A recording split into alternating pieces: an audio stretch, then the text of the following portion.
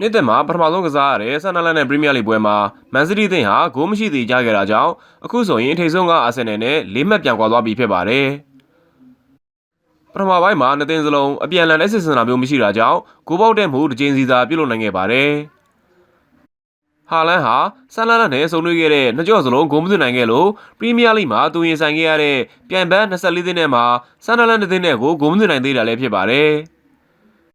လီဗာပူးအသင်းကတော့အိမ်ကွင်းမှာလိစ်နဲ့ဂိုးမရှိသေးကြခဲ့ပြီးအာနေစလော့လက်ထက်ပရီးမီးယားလိမှာပထမဆုံးချိန်ဂိုးမရှိသေးကြတာဖြစ်သလို2023ဒီဇင်ဘာလတုန်းကမန်ချက်စတာယူနိုက်တက်နဲ့ပွဲနောက်ပိုင်းပရီးမီးယားလိပွဲစဉ်တစ်ပွဲမှာပထမဆုံးဖြစ်ဂိုးမရှိသေးရလက်ထွက်ပေါ်ခဲ့ပါတယ်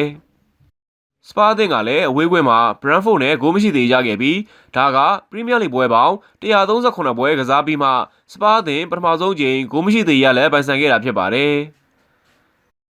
ရှာရီညမှာကစားခဲ့တဲ့ပရီးမီးယားလိ၄ပွဲမှာအန်သစ်စရာကောင်းအောင်၄ပွဲစလုံးသေကြခဲ့ပြီးပရီးမီးယားလိသမိုင်းတစ်လျှောက်1998 AB 29ရက်နောက်ပိုင်းပထမဆုံးချိန်ဖြစ်တရက်ထဲမှာ၄ပွဲစလုံးသေကြခဲ့တာလည်းဖြစ်ပါတယ်။